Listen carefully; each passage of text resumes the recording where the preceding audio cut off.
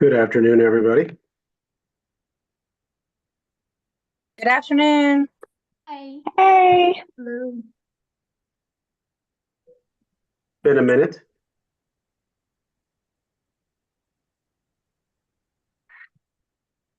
Oh, I see you've already got us streaming live on YouTube. Yeah, hold on a sec.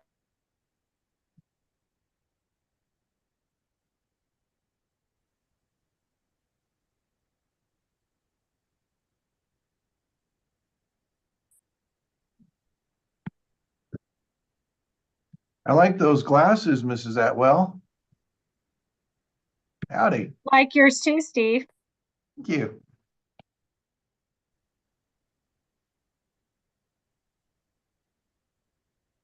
Okay, I do believe. Do you need another moment, Miss Atwell?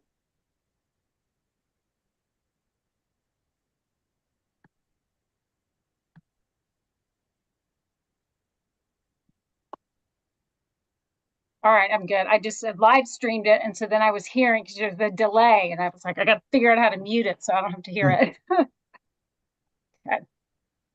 There you go. Well, I think it's 3:02. I believe we have everybody that was planning on attending. Are we missing anybody? Um, 'Cause I know, Paplet, I don't think is here. was it Chris and Izzy's out of town. She's on Izzy? an I know Izzy airplane. was right. Izzy Yep. was out for sure. Okay. Okay. Okay, well, let's call this meeting to order on this fifth day of November 2024. Tangi, would you like to go ahead and start roll? Sure. Okay. Atwell, Here. Aid, Here. Dobish, Here. Jones, Here. Wren, Here. I'm here. Pridmore,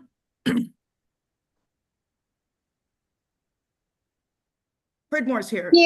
Here. Okay. And Mr. Summers. Here. Okay. Chris Taplet,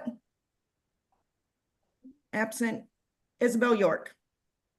She's absent too. Okay. Got it. Thank you. Have we established quorum? Yes. Awesome. Does anyone, we just need a motion to approve the agenda and then approval of the previous minutes. Has everyone had a chance to review those?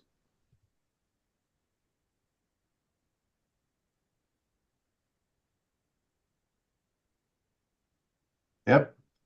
Yep. I make a motion to approve the previous minutes. Thank you, Steve. Do we have someone to second it?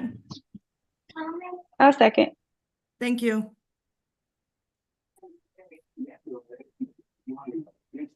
Okay, that was for the agenda. Can we have an approval of minutes? A motion for that? I make a motion. Thank you, Second. Steve. Natalie Aid got it. Thank you.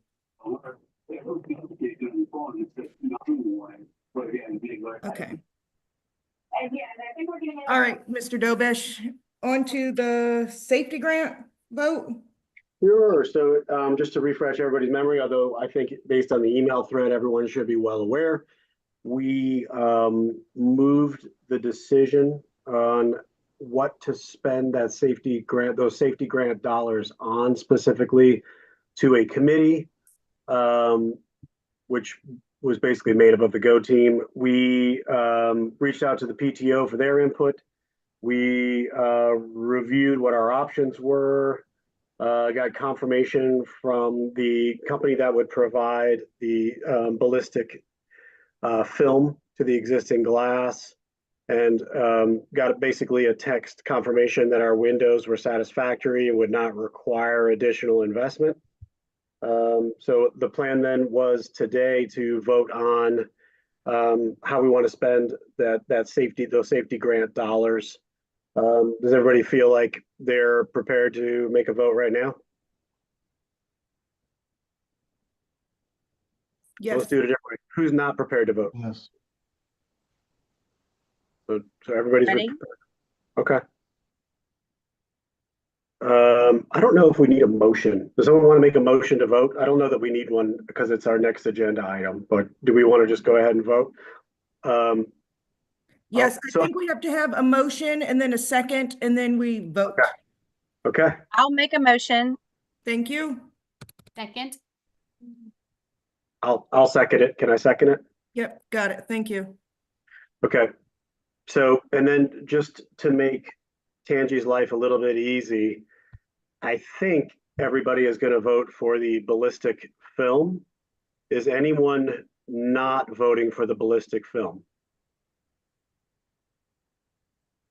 So is it fair to say we have a unanimous vote to use the safety grant dollars at this time on ballistic film?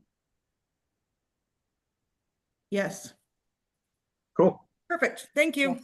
Vote Okay. completed? Unanimous decision? Yes. Motion passes. Woohoo! Okay. Now we're doing work. Yep. All right, Miss Atwell, I think it's you.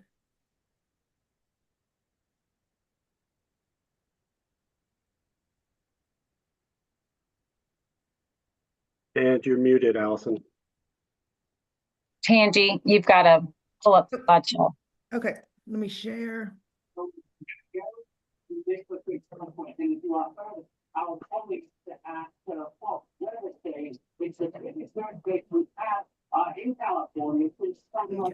Are you seeing, Yes. you're seeing I it? don't- Yeah, I don't know if you want to put it in slideshow mode. Yep, got it. Okay. All right, so today we are going to kind of continue what we have started and just kind of doing a check-in with our CIP and our strategic plan, and see the goal at the end of this meeting is to hopefully vote on some updates in our strategic plan. The strategic plan can still be updated in the second semester, but we do want to get to where we have made some updates, and then if necessary, we can always go back and modify if we see a need. But so just to review our goals, our SMART goals that are within the CIP, which the CIP is the continuous improvement plan. So, you know, the difference between the strategic plan and the CIP is the strategic plan is more of a global look at priorities within the school, and what the continuous improvement plan does, that is more of a school tool that we use to, you know, set goals and then also take those priorities and the goals and break them down into action steps. The action steps are always around literacy and numeracy, and then a whole child intervention goal. So as you can see on slide 6, those are our goals.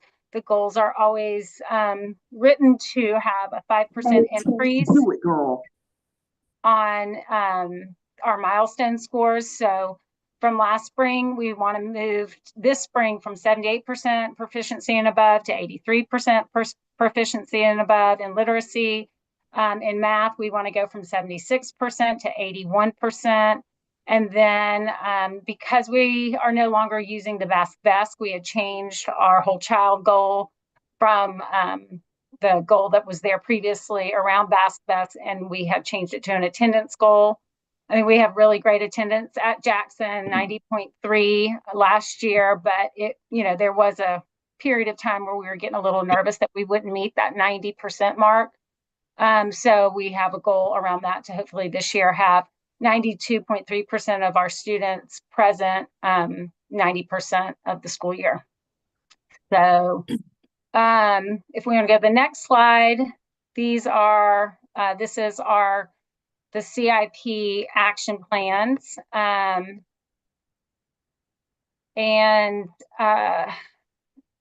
So this starts with, make sure you're at the action plan. If you've clicked on the link, because on the bottom of the link, there's a couple different, but we're in the action plans. So this identifies the goals again, and then it breaks it down into different action steps that we take. And so we review this.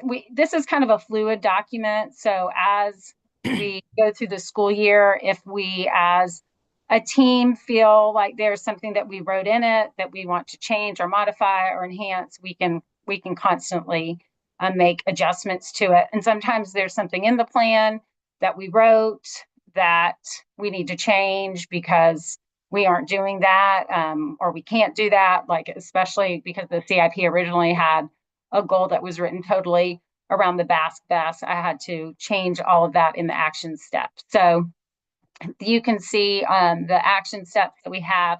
This divides it up into who is responsible for it or who leads the work in it. I mean, obviously the work within this is all of the staff at Jackson has ownership in it, but the person responsible is generally the person that's leading the work. So this is where we get really specific about the things that we do in our school. As you can see, for literacy, the first action step is around progress monitoring of foundational early literacy skills. And we do that through the MAP assessment. We use the Flyleaf assessments at the beginning of the year.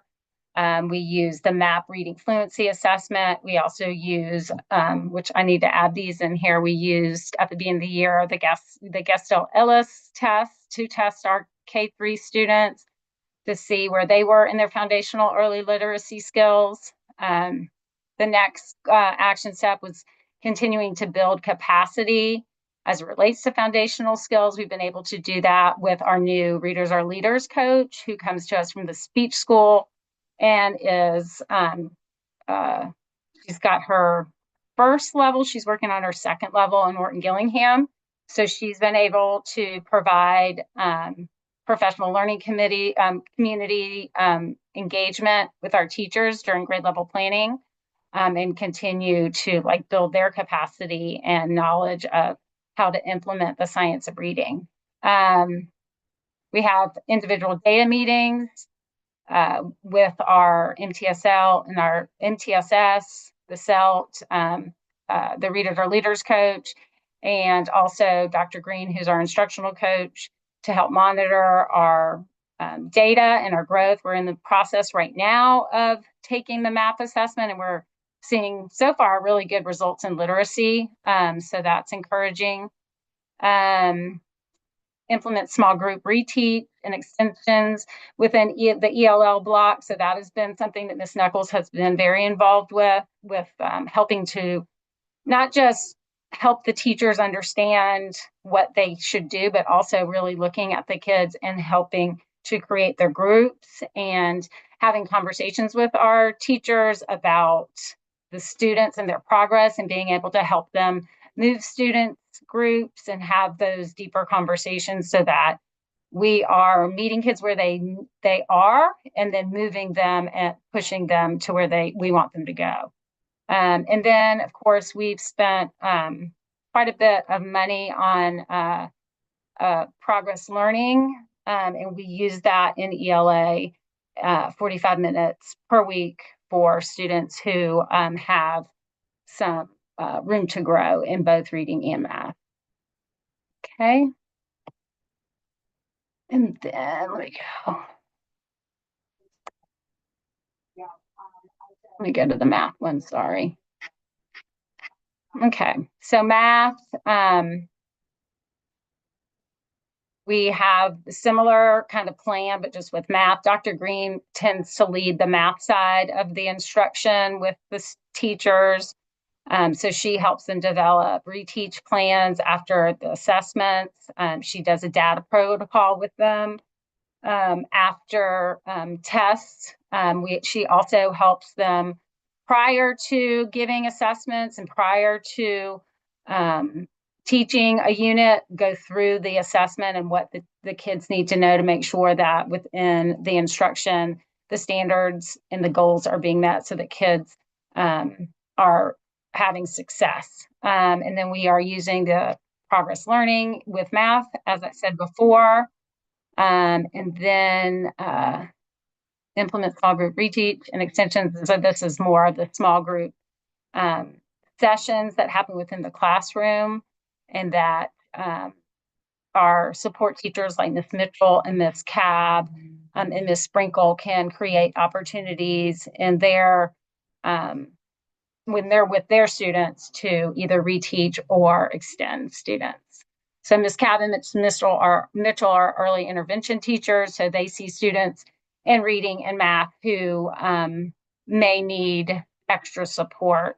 And that the early intervention program is a state-funded program that we have criteria for students to be in. And then, of course, Ms. Sprinkle is the lead for the gifted and talented students. So she is able to then extend in both math and reading with her students through projects.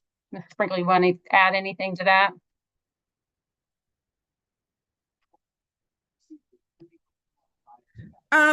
No, well, a little bit.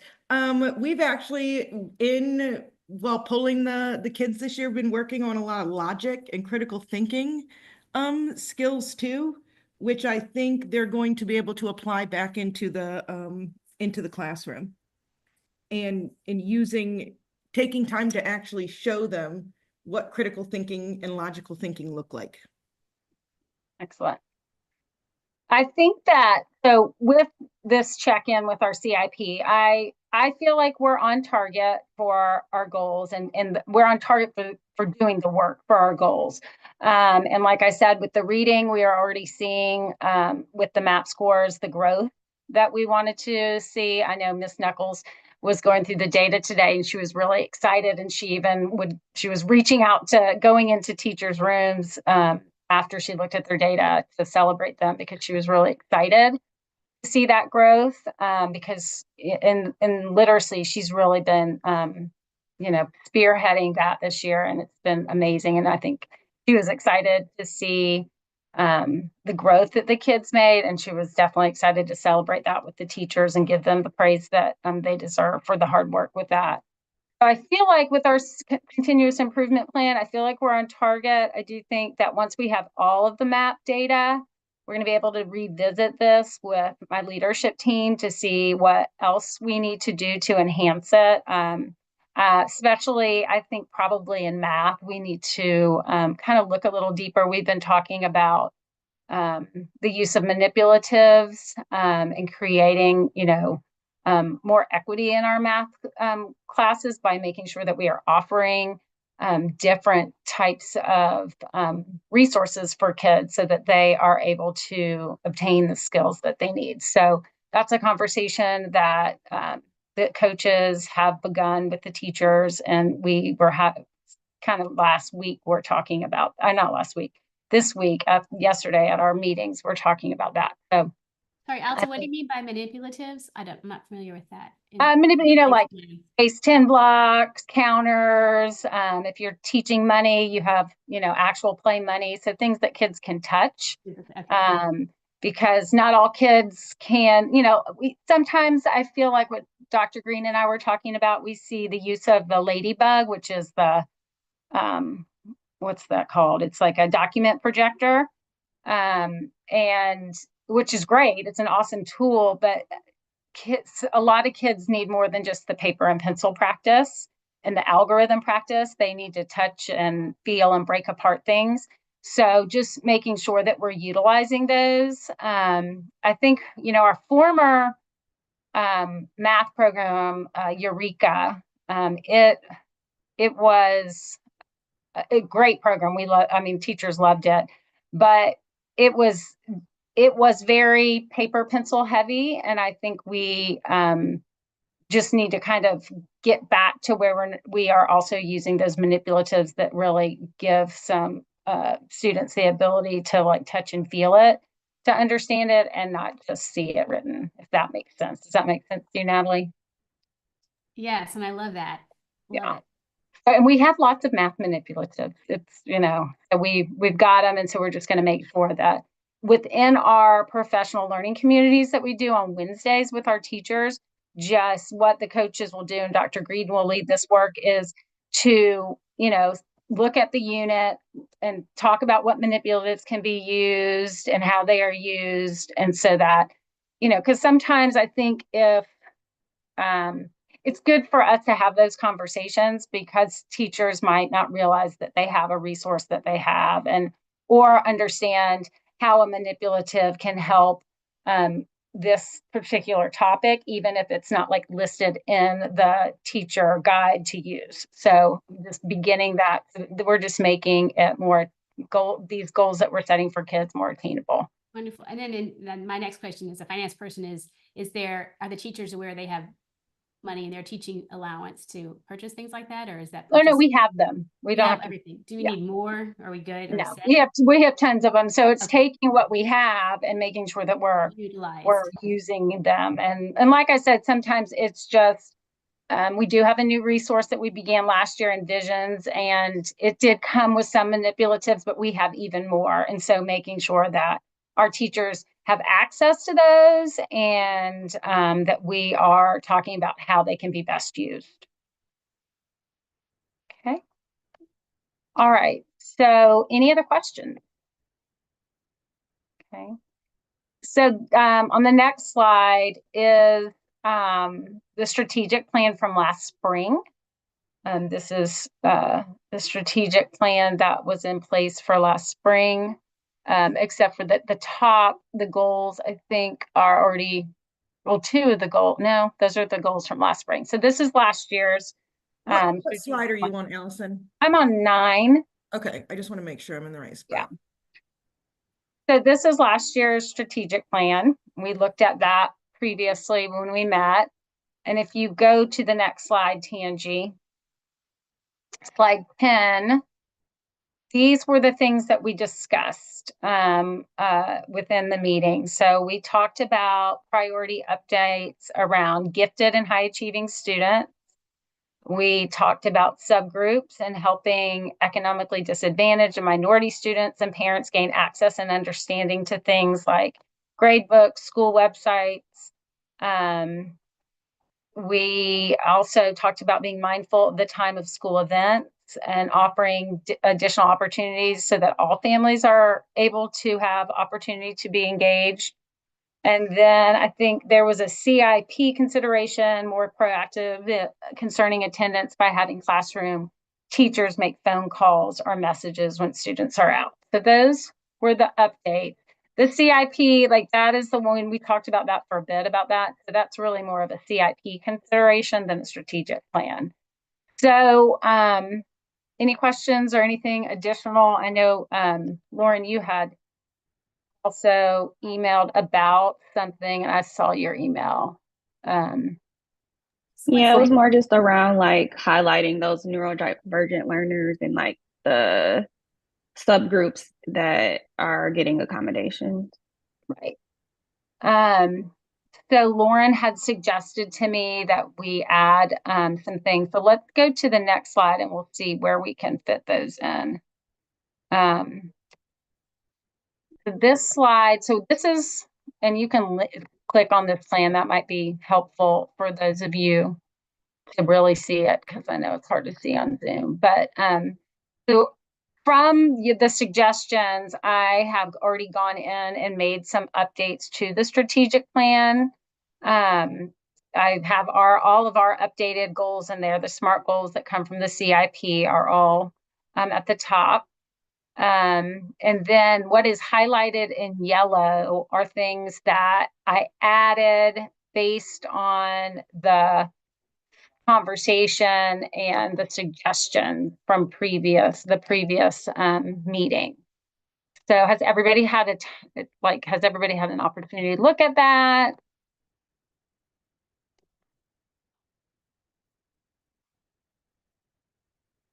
Let's see.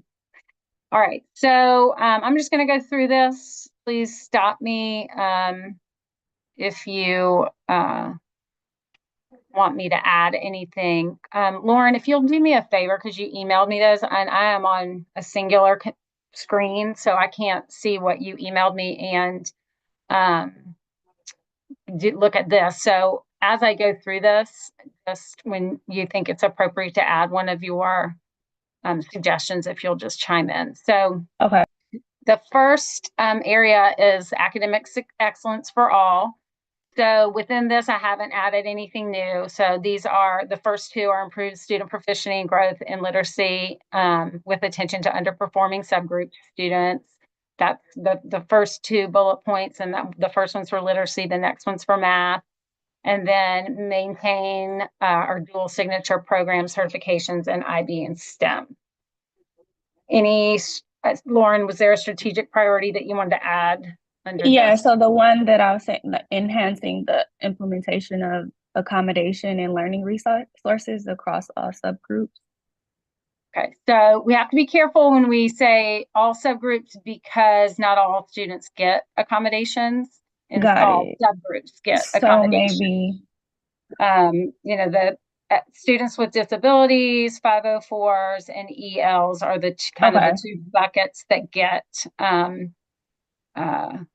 so maybe those, like the ones I know, like IEP students have a way more like documentation and process, but maybe for the students that are getting accommodations but are not IEP students could be an area of focus.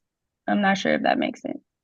well, I'm trying to understand like what it looks like to enhance the, because every student's accommodations can be really different and vast. So, The implementation of them, because I feel like I know I've talked to parents personally and myself included where a child is not getting all their accommodations. So how would we track that or know that? so enhance the documentation. Mm-hmm. Okay.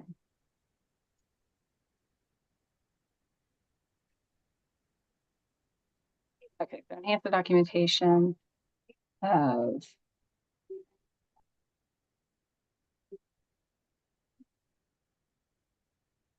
let's see. I think this one actually won't go under here because it's not, I think this needs maybe go. And maybe I need to rethink exactly what I'm trying to say as well.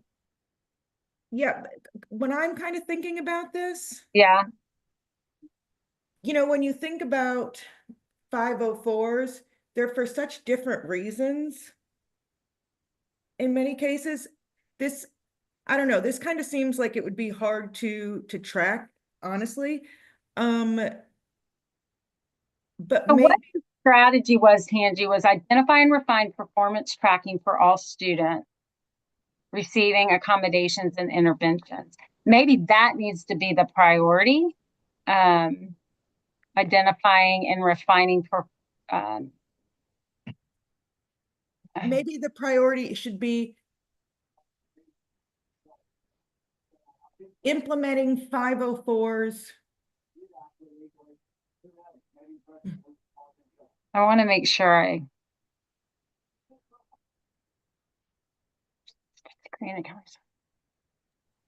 I mean, so we have, I know that with Ms. Hunt, who's our new MTSS, so she has developed for some of our students with 504s because Ms. Hunt is over 504s. So she has developed a log that some teachers keep for their students. And that's similar, like in high schools, they log accommodations. I know she started that with some of our 504 students, not all of them.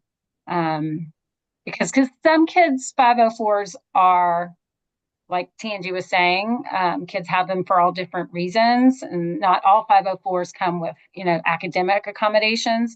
And so depending on the child's accommodations, they have a log because it may be like their 504 is more robust and needs a more I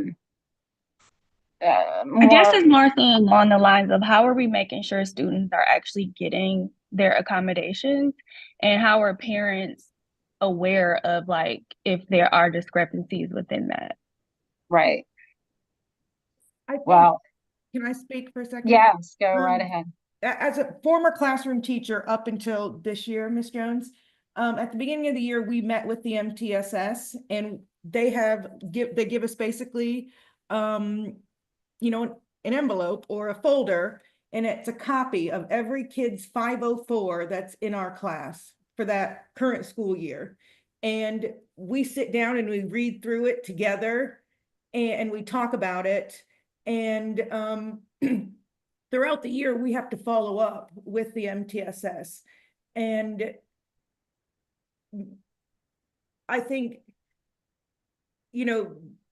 those are things that, like, we have a new MTSS this year. And I don't know what our system has been because I haven't been a classroom teacher.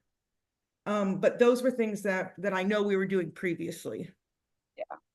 I wonder if, Lauren, you and I should have a conversation maybe at another time to maybe we can have, maybe this needs to have some sort of more transparent conversation because maybe there's an issue that I need to know about that. Okay, no problem. Yeah. I guess I need to also think about what I'm trying to say, maybe, because I feel like there's something there. Yeah, But I think we can word it a certain way, but I also Yeah. think there might be some information I need just as the school Yeah. leader administrator that might be helpful because, 504s, IEPs, TPCs, which are what students with that are part of the EL group, subgroup, those are kind of legal binding documents. So we are, even SST, tier process, that is all we are bound to do that and follow those. So I want to make sure if there are some real glaring issues within that, I would love to have more discussion about it. And then maybe once we have that discussion, and I have a little bit more time to think about it, think of how we can phrase that in our strategic plan so that we're supporting kind of that work and maybe that work that's not happening. It does sound like, I know you were looking to modify the school strategic priorities column, but it does sound like what you're talking about would be covered under the first and second bullets, right? And it sounds like you're talking about strategically how to address a subgroup of a subgroup, essentially. Sometimes because 504 kids are not a subgroup, but we have a lot of students that have 504s, but when the state looks at subgroups, 504s aren't, there could be kids that have 504s within the subgroup, so it's not its own subgroup. So I think what it sounds like there might be a need for is addressing how we are maintaining our records for giving students their accommodations and following their plans. That's kind of what you are kind of getting at, right, Lauren? Yeah. Yeah. And so within 504s fall under our MTSS, Ms. Hunt. And so I did add under building a culture of student support, I added use the MTSS framework to provide supports based on student needs, academic or behavioral, but I can add in there something about accommodations, but I do want to think about it a bit.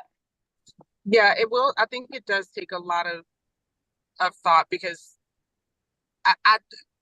I agree with Lauren. It's just thinking about how to word what I'm trying to say as well. But sometimes the accommodations for a student with a 504 are as simple as the student needs to be sitting in the front of the room.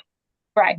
So there are some small things that we would consider, or we might look at at first look, we might think are small that don't really, I don't know, how does that fit into the data? I guess is what I'm saying.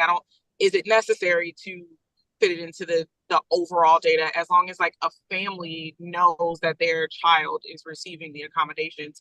I just don't think we need to get super minute with every little tiny thing, I guess. Right.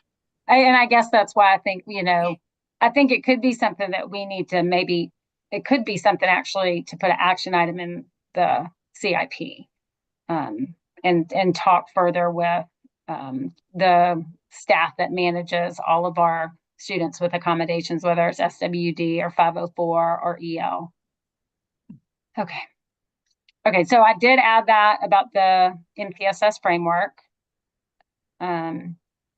And then I added on the school strategy for building culture and support that hold parent-teacher conferences twice per year, offer both in-person and Zoom to encourage engagement and availability for all families. I love that. The school I worked at previously, we had parent-teacher conferences twice a year, and I think they make a difference. I do too. I would like, and this is more of a internal conversation with the staff, that I would like to also see student-led conferences, or at least maybe that second conference having a student-led component, and then the student, steps out into the suite, and the parents and the teachers can continue the conference. I think that they do that at one of my children's schools, and it's really cool.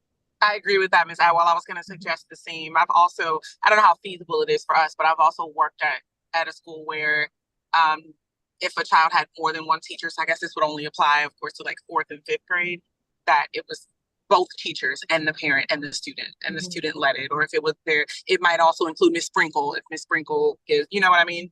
So I don't know how feasible that is for us, but I think that's an amazing idea. But also, just because we've talked about family involvement and engagement, specifically with our parents of our minority students who fall within that subgroup of the gap in knowledge, I think it's very important to provide time. I know that is requiring more of the teachers, but having conferences only be available during the day, whether they're in person or on Zoom, for our working families proves troublesome. So I don't know what the solution is to that. I'm not trying to be like teachers need to be at school until 6. I promise I'm not open to hearing suggestions, but just wanted to raise that. Yes, I agree with you 100%. I agree with you too. We did that at my previous school, where we had a parent-teacher evening where, teachers worked late, and, we had conference signed up, and people came that probably normally wouldn't have. Yeah. I just have to echo, as a teacher though, teachers have families too, and it's really difficult to make a meaningful night with all of your students in after working hours. I don't know. I've had both. I get it. It's tough. I did it for 10 years. I understand. I guess my hope would be that it would only be, once. Yeah. Right. But that's the issue, I think, is that it's hard to make it meaningful if it's one night, because you're trying to squeeze in so many families in such a short amount of time. So then it usually ends up being 2 nights. And it's just a lot to ask of teachers, especially if we're trying to do 2 separate conferences per year. That would end up being 4 nights of after school. I think it's something that we could definitely figure out and problem solve, to figure out how we can I agree. offer something like that, and not make it where some people could do it during the day, some people couldn't, but I think it's something to consider and to figure out how we can kind of implement it. But at the same time, you're right, Rebecca, not have you guys having to stay multiple nights or anything like that. Because that's I've done it before, where there were teachers by grade level in different areas of the school. We never did it more than one night, but all the 2nd grade teachers are in the cafeteria, and obviously we can discuss and troubleshoot, but I don't think it's necessary to do more than one night. And I also don't think that would take away from what happens during the day. We could still do Zoom and still do what we do now. Yes, you just make sure that you prioritize a night where you're taking conferences until 5 o'clock or 30. Right. So would this though be in addition to STEAM night? And I don't know. I'm curious. I think it's a great idea, especially if we could do those who are available during the day, because then it would. Yes, we would. We would still have conferences. What I think Chris is suggesting is that for those families that maybe can't take off work or can't break away from their work and get on Zoom, there's an offering at least in the evening, because we've tended over the last couple of years as they kind of end at 3 o'clock. I mean, some teachers do go later, maybe 4, but just trying to figure out how to make that work, whether it's even a Zoom conference at 5 o'clock from your house, but just making sure that all of our parents have given different opportunities Yeah. to get what they need. My bad, Chris. I agree. That's a great idea. No, that's totally fine. It's good to have these conversations. I was just gonna pick on Miss Wren only just because she's on the call, but she was like an amazing example of that. Like Miss Wren has done I don't know how many Zoom calls with me at like 6 o'clock in the evening from her house. But it's not saying that's something that every teacher should have to do often. But yeah, if we could pick one day and let parents know ahead of time so that they can schedule, yeah, I think that would be great.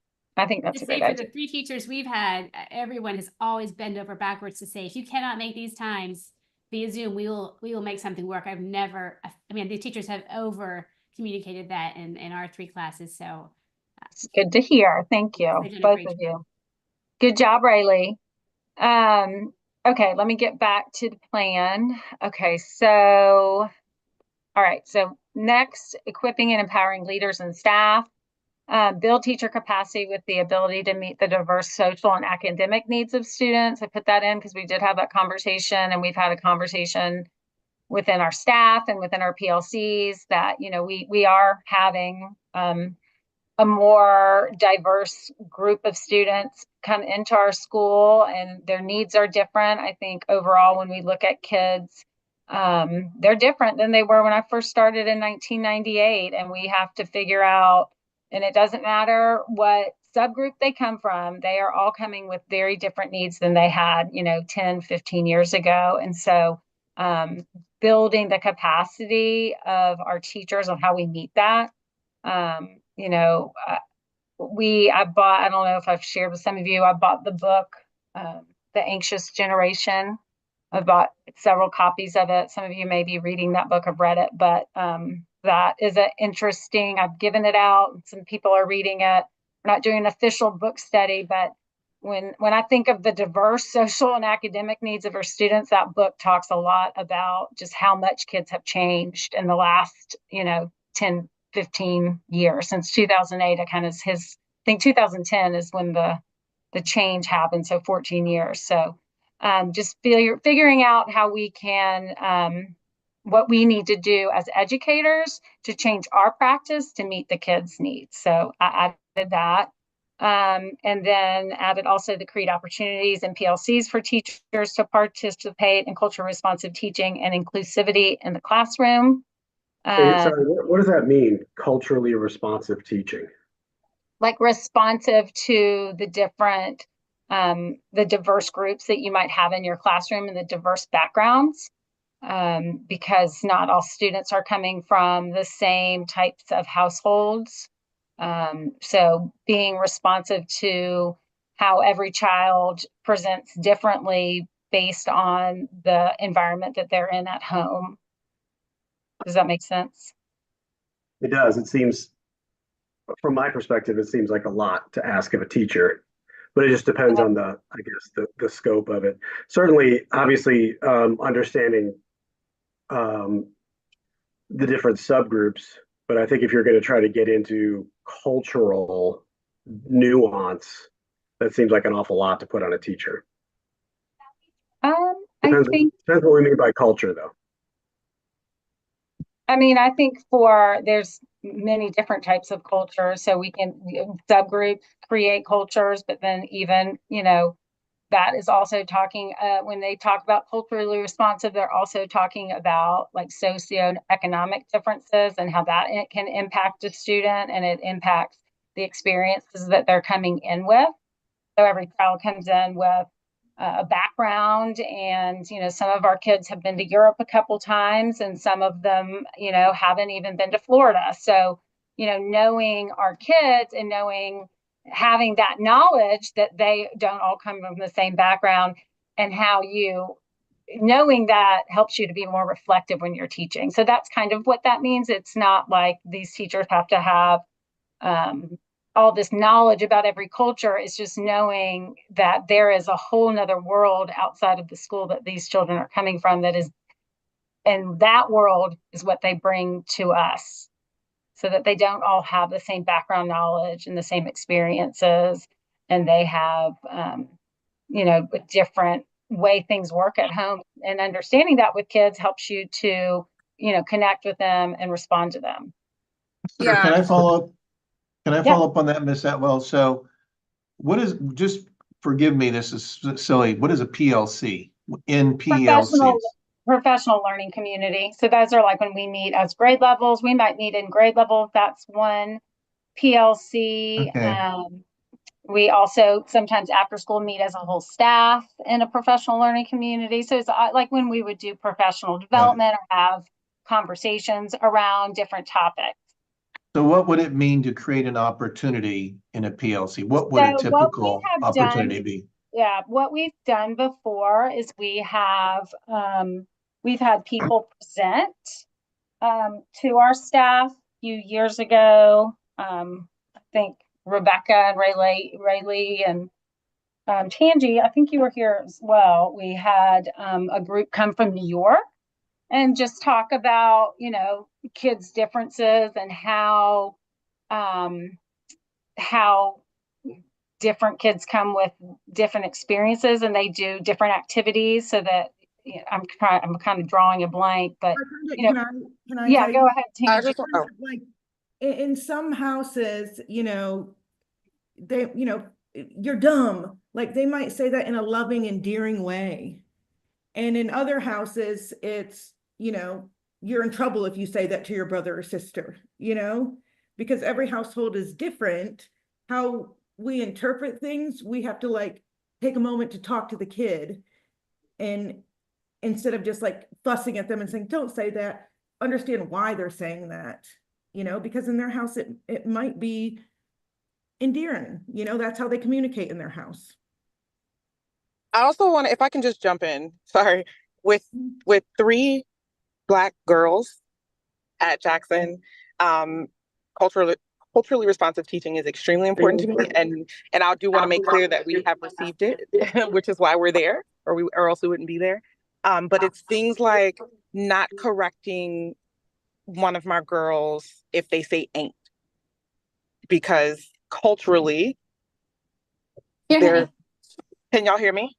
Yeah.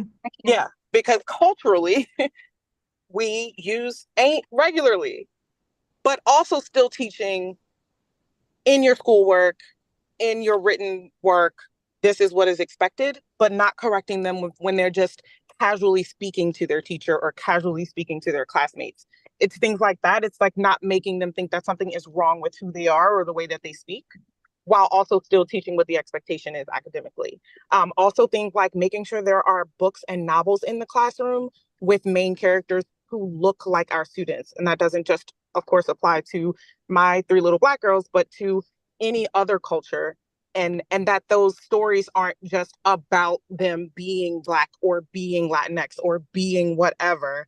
It's just that the main character happens to look like them, but it's a normal story that they would read anyway. Those are things that are part of culturally responsive teaching. I hope that's helpful. And I think for us as an International Baccalaureate PYP school, you know, the culturally responsive learning and teaching is embedded in our units of study and in the IB learner profiles and all of the things. So it's a pretty natural it's a pretty natural part of what we are already doing, but just making sure that we continue to do that, especially as we go into our accreditation next semester. And then one more that I think is super important to use as an example is correct pronunciation of names, right? And not giving a kid a nickname just because it's difficult for a teacher to pronounce, like learn how to say it. It's things like that. Thank you, Chris. Any other questions? So, you know, culturally responsive teaching is not anything that is, it's not any additional thing that has to be taught to the students. It's about the teacher just being, you know, aware of this, of students, their, you know, their needs as they come from different cultures and languages and experiences. So that's really what it is. And we've done it before, the district's done it, and it is something that I think we can continue to always grow. Especially because, you know, I have a different lens than everybody on here. So I know within our building that there are some needs that would be that are present in our school that would be really beneficial for us, especially as our population is, changing. Okay. Yeah, All it's, right. I don't beat a dead horse. It creates an interesting dynamic in the classroom, I would think, because to Chris's point, the example she used, like using improper English, especially if it's a English class. Well, Paul, we can't call it improper. That's the Well, problem. It's not well, improper. Ebonics is an we actual could we language. could do we could debate that. It would be Oh, no, no, no. let's It's not a debate. I studied it. okay. Ebonics is an actual language. African American So- Vernacular English is an actual language, and we cannot call it Okay. improper because it's not. And that's in an English class, it's improper, and I think my point was just that I taught if English, Paul. Please if don't. my I'm sorry. student, That's very offensive to me. Like, I taught English, oh, sorry, and look, it's not. It's let me okay. I know you don't mean to be offensive, let but me I think no, listen.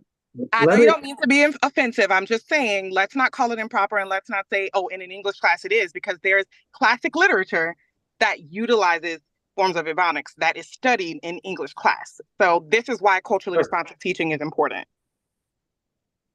great. And if it were to be used in one of my students' assignments, and the goal was to produce, let's just say, traditional proper English outside of of literature lesson or something like that, where it's part of the lesson. To your point, I would expect the teacher to make that correction, regardless of how it's improper. We do that all the time with our kids because we're just trying Correct, to in teach writing, them but notice I said in speaking it should have been I think we corrected. need to move on with the Correct. meeting, for the sake of time. I'm sorry. Yeah, right. So Since I'm the you can see secretary, I'm why. gonna keep this on track. And Right. Alex, Thank you. are we And gonna vote?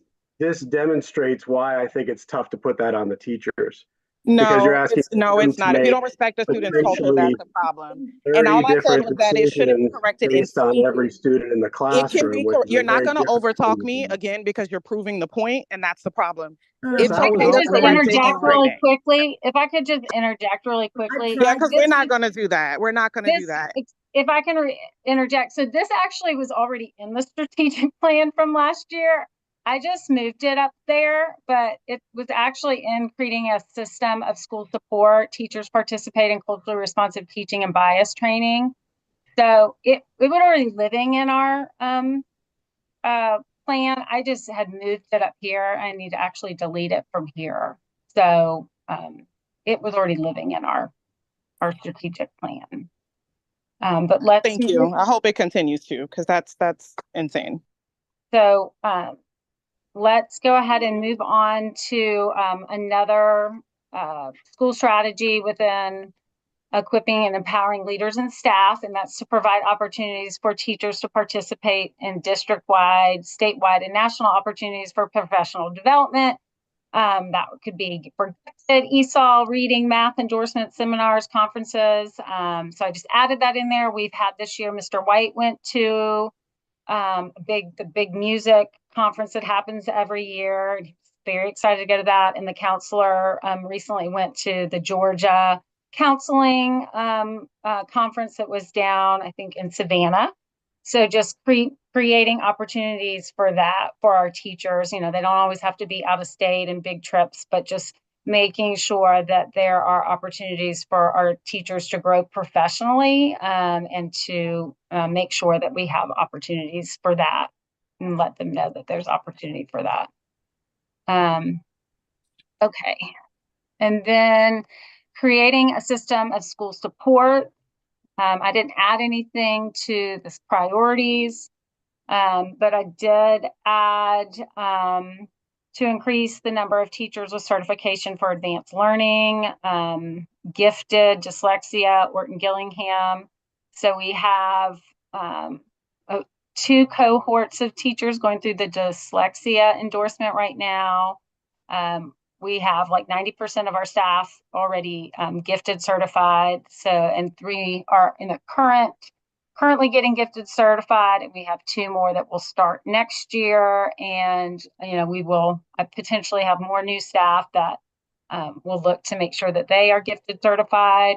We also, obviously, our teachers have had lots of Orton Gillingham, and just making sure any new teachers that come to us get that training. We've got a couple right now that need to have some OG training, possibly this summer, do it through Skank. Support families in gaining access and understanding to tools used by the school. That was something we talked about. Class Dojo, Infinite Campus, absence reporting, the school website, all of those things. That's something that can be put in place to make sure that, all families are engaged and connected, and increase family engagement, and then create opportunities for families to have access to the Parent Academy sessions and PTO meetings using live streaming or recording of meetings. And so already got some things going for that. We're going to have an evening Parent Academy, I think, in the second semester. And I have obviously figured out how to live stream our meetings as well. So that is good, so that we can make sure that even if we are having like a morning Parent Academy, that we are able to stream it so people can, with small kids, can watch it from home, or people that are at work can maybe listen to it or watch it if they're able to. So that is what I have added in here from based on conversations that we have had in our meetings. And I know if there's anything else that somebody would like for me to discuss in terms of adding a priority or strategy, please let me know. Miss Atwell, I want to Yes. say I don't think it needs to be. So if I was thinking along the lines of some of those developmental opportunities, professional development being kind of around like more behavioral and SEL type That's a stuff. good one. Yep. I don't know if that needs to be flushed out at all, but kind of just also within that professional development realm, I guess. Yeah. I'm going to put it here. Is that okay? Mhm. Development. I don't know. Hold on a second.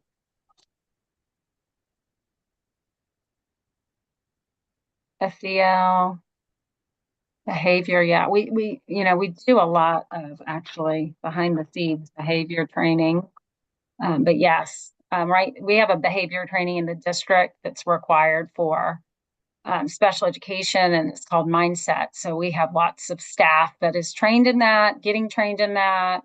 Staff this week at it. So that's something that's definitely important. Okay. Thank you, Lauren. Anything else? Okay. All right. So I think at this point, we are supposed to vote on these changes. And I've made the changes within the draft plan, which there's a link to on the slideshow that was sent to you. So I think that's kind of where we are to vote. So one quick question. Did any of the rankings change from last year? You didn't change the order of any of them, you did, right? You just beefed them out. No. Mm-mm. Okay. Oh, I think we might need to, where is that? Do you have that, Paul, from last spring? I'd have to look. Okay.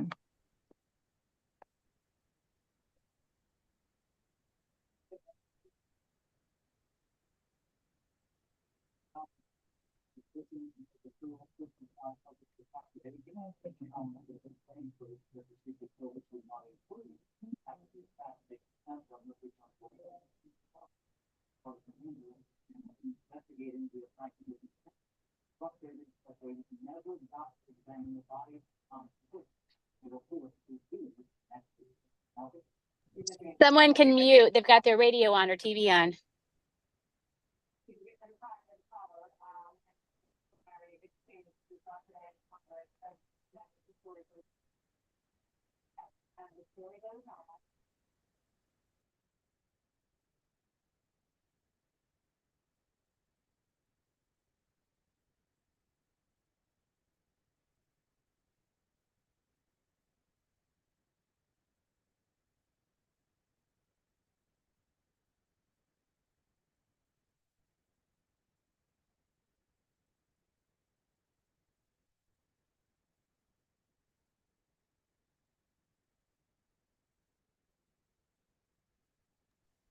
This will probably take me a while to find this. We should probably move on. This looks right. As What far as a looks- ranking. Well, just, what- sorry, the ranking, the relative ranking. Within each, priority, you mean, the priority rankings within each of the categories? Well, no, my understanding was the first column, the EPS strategic priorities and initiatives, Uh-huh. right? So that like, that's what we can rank, correct? Okay, gotcha. Right, so I'm sorry. Hi, everyone. This is Diane Jacoby from the Go Team office. What Oh. you're supposed to be ranking is that middle column, those school strategic priorities. So those are what you're supposed to be ranking in preparation for the budget. Because if you look at your strategic plan, this is like a 3 to 5 year plan, and you can't focus on every priority every year, right? So what's in the very left column, the APS strategic priorities and initiatives, is what is at the district level. The school strategic priorities is how the school is addressing those strategic priorities and initiatives. And then the strategies is kind of like the management part of how Principal Atwell and her team are going to address the priorities in the school strategic priorities. So what you need to be doing in preparation for the budget is to, first off, you've made changes to this strategic plan. So you're going to have to vote on the changes to this plan as it is. Then your next step is to look at those school strategic priorities and rank them. And so for the ones that I'm seeing on screen, you all may decide that out of these priorities for the 25-26 school year, you actually want the increased family engagement for all families to be the number one priority, which In that then, subcategory. I'm sorry, what? Not the category. It's not, oh, you mean in all of the strategic Out of priorities? all of out of Okay. everything in that middle column. So the Go team may decide that, you know what, everything hinges around family engagement. Therefore, we want increased family engagement for all families to be our number one priority. And maybe number two is enhance student SEL education experiences. And then number three is maintain dual signature program certifications. So, and then you rank the rest of them. By doing that, you are giving Principal Atwell and her team, hey, this is what we think is most important. So as you build your budget, once you kind of get past some of those core expectations for the school, you know, if you guys say increased family engagement is the number one priority, then you would expect to see that reflected somewhere in the budget to support that priority. So maybe that is, you know, Okay, I think we got it now. does that understand? Okay. I got it. Okay, so Paul, do you want to lead it? What do we want do we want to change? so this then what doesn't, because as it's set right now, these read left to right, correct? Correct. So every one of the APS strategic priorities and initiatives, then as it reads right now, has a school strategic priority, which then goes down to the specific school strategies that we would use to meet those priorities. But what you're saying is we could actually take that middle column and prioritize those, which, yeah, obviously then informs how we're going to prioritize items in our budget to line up against this and enable that, correct? Correct. So the first step is if you've made changes to your strategic plan, there needs to be a vote by the team to approve the changes or make any further amendments. Once you have settled on this is our plan, then the next step is to talk about ranking those priorities. And that's a separate, in the presentation, we have that as a separate slide. Okay. Oh, I didn't have that slide. So do we have to do that at this meeting? Is it rank them at this meeting, correct, Diane? Is that what you're saying? They have to be ranked before you start talking about the budget. We Gotcha. encourage all of our teams to rank them before the semester break. We have in the past had teams that have needed more time, more data, whatever. But if you all decide that you are not prepared to rank them today, then you would need to schedule another meeting in early January before Principal Atwell receives her budget allocations. Okay. So Yeah. when I look at this for school strategic priorities, like I think the first four are definitely the way I would rank them. With the literacy, math, are keeping our dual signature programming, and then maintaining class sizes as low as possible. So those four to me are in the right place. What was the fourth one, Miss Atwell? What was the fourth one? Maintain student class sizes as low as possible. Okay. I think that's a real priority for teachers and parents generally, and I think it's good for the learning, the instruction in the classroom, and student learning. So it sounds like yes. Well, I think we would all nod our heads and agree with that, or is there any dissenting opinion there so far? We agree with? I'm not saying that I have a dissenting opinion, but I think it was interesting, Diane, that you brought up the first thing you mentioned as a priority was increased family engagement of all families. It caught my attention.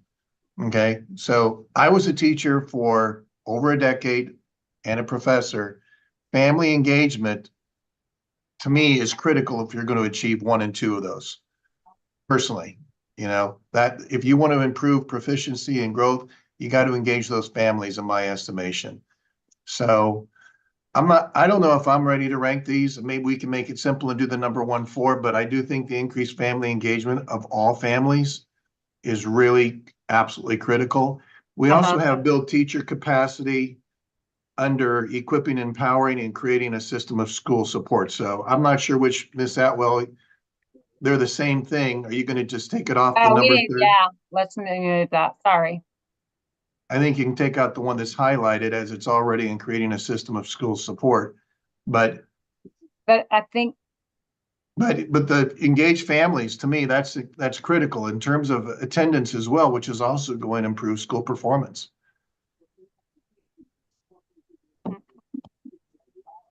Yeah, we can almost, yeah, I think we can get there pretty quick, actually, if you guys want to try to knock it out in this session, because to your point, Steve, build teacher capacity with the ability to meet the diverse social and academic needs of students is duped with the third from the bottom, right? And then we also have a duplicate.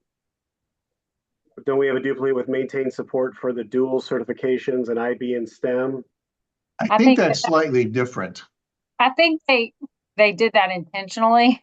Yeah. And Ms. Atwell, I think the build teachers with capacity is actually better where you had it with the equipping, empowering teachers. But now my formatting is off, and that's frustrating. Which one does the build teacher capacity, where does that better go? It should be under equipping and empowering leaders and staff. So we take it off the 4th. Yeah, category, I take it off to creating a system of school support. Well, I'm not going to vote for that as the top priority, just to be honest. I think it's important, but I think the top priority is the proficiency in the math and literacy and maintaining those dual certifications and family engagement. And why don't we make literacy and growth math in one line? Improve student proficiency and growth in literacy and math, one bullet point. It's not like we could not math. That's kind of, yeah. I mean, we can, but it's still the same. Well, you could do that, and then you could maintain dual signature programs and then maintain class sizes, which is hugely important. And then do one more if you want to keep it to 4. If we have to categorize every single one here, that's going to be a little bit more difficult. Do we want to just do the top 4, or which ones? How many do we want to do, Miss Atwell and Paul? We're supposed to rank them all. So we just deleted the duplicates. So we have the top 4, which we've said. So what would be the next priority? Would it be enhancing student SEL educational experiences, engaging all parents in the Jackson community, using the MTSS framework to provide supports, build teacher capacity? So then it's like, what comes next? I would want to hear from the teachers and Ms. Atwell.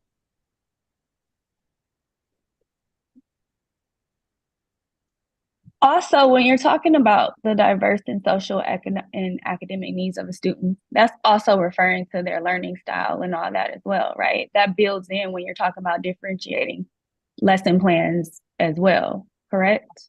Yeah. That's how I read it.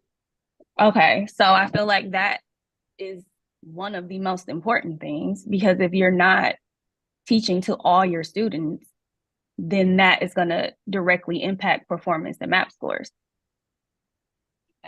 Which one was that, Yeah. Lauren? I'm sorry. I'm kind of trying to make a ranking. The based on build that. teacher capacity with the ability to meet diverse social and economic needs of students, because that also builds on if we can get teacher support, like Yeah. building in more learning resources and growing the team so that teachers have more support in the classroom for things like implementing accommodations and differentiating instruction.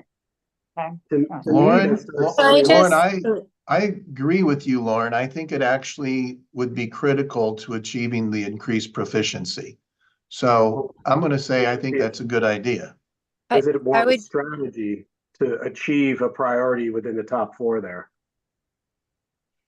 Yes, I think so too. But I also was going to say, I think implementing those strategies becomes much easier. Like differentiating becomes so much easier when your class size is manageable. Yeah. Yeah, I think. so too. 100%. By the way, there are 2 here that are very similar, and see what you all think, but engage all parents in the Jackson community and then increase family engagement for all families. So, Yeah, so we can take one of those out. 'Cause I think that's just from last year's plan. well, I don't know which one you want to take out, but I really would like to see increased family engagement, which could be witnessed in improved attendance and more, engagement around the family meeting conferences or whatever it might be. But I could see one of those being taken out. Okay, let me fix that. Do. Engage all parents in the Jackson community seems a little bit generic to me, by the way. Just personally. I agree. So increase family engagement for, so I deleted that one. So we have the first 5, and then Steve, you're proposing that increase family engagement would be the 6th priority. I'm going to offer that to the group for you all to discuss, but I really, as a teacher, it made all the difference in the world to me in the classroom to have family and parental support for whatever the initiative were. If we want to see improvement in attendance and performance, you ask for it, by the way, help them prepare for MAP. That's something I haven't, get the good rest, eat well, have a good breakfast. You got to get those families to support the school's initiatives. And to me, that's why I would place it at least in the top 5 or not above. Yep. I totally agree. Same. I think we're. Who's that? Who said I agree? Fred Thank Warren. you, Natalie. Well, I think- also in terms of our budgeting, well, for the PTO, parents who feel engaged, who have skin in the game, even a $20 donation, whatever they can give, helps. And also, in terms of supporting the teachers, with what we can for it's holiday season, right? We want to support our teachers too. So I mean, having all the touch points and for families to feel committed to the school. Well, thank you. I'm sorry, Nat. I'm gonna be a little radical here. I would put increased family engagement for all families actually right at number 1, followed by the improvement in student proficiency in every other category. That would be my wish, is to place it number 1, because everything else to me follows after that. But that's just my disruptor status coming out. I think I'm a little confused. And Sorry. I'm sorry. I just think it can be, so I think that it could be ranked higher, but so when this comes talking about our budget, because that's why we rank these, I think that, where do we want to put our budget? And I think we want to put it in literacy and math and class sizes. And then family engagement would be the 4th thing where we would put our money if we were to spend money on that, what that would look like. From a financial perspective, yes, I agree. Because some schools have a parent liaison that is a paid position. And while we have families that we need to engage more, I don't think justifying a position for a parent liaison is not something that I personally think Jackson needs, that, like a paid parent liaison, because some schools have a half-time or a full-time person, that is what they do.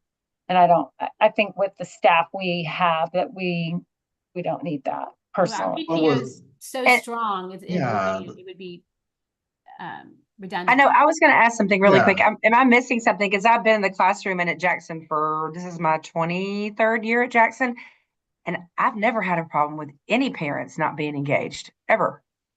Not any.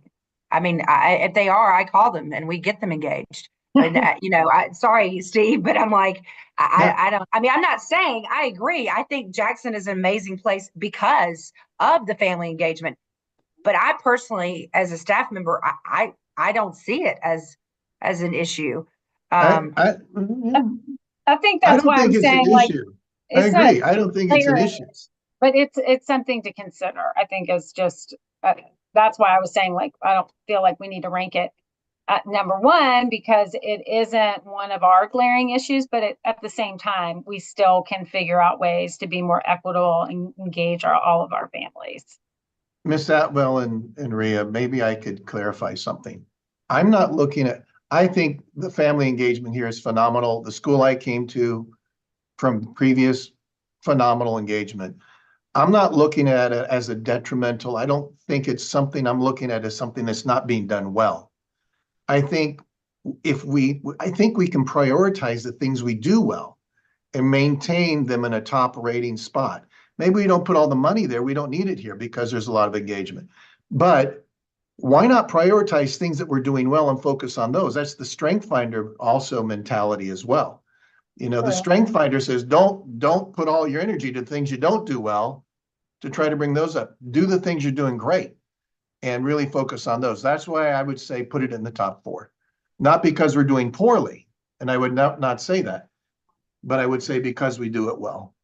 But you're looking for marginal improvements here on the proficiency.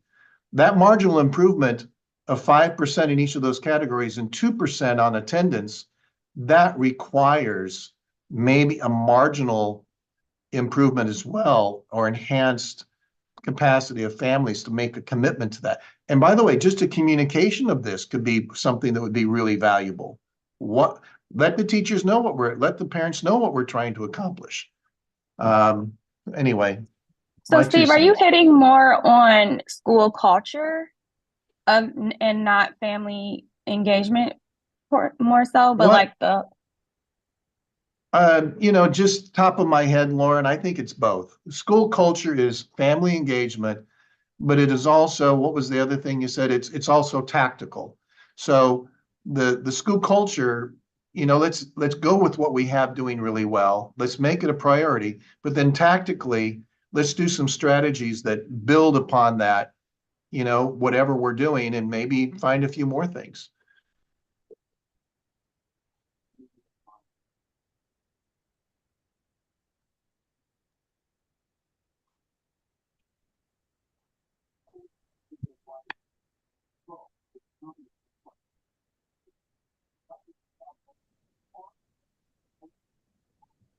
So did you take out the maintain, the dual? I took out one of them. Can I just ask, that was worded slightly differently. Can you tell me what it was that it actually said? Because it sounded like it was a different priority to me. It was the same. The verbiage was pretty much the exact same. Let me see if I can pull it up from the old plan. I look at the slide with it.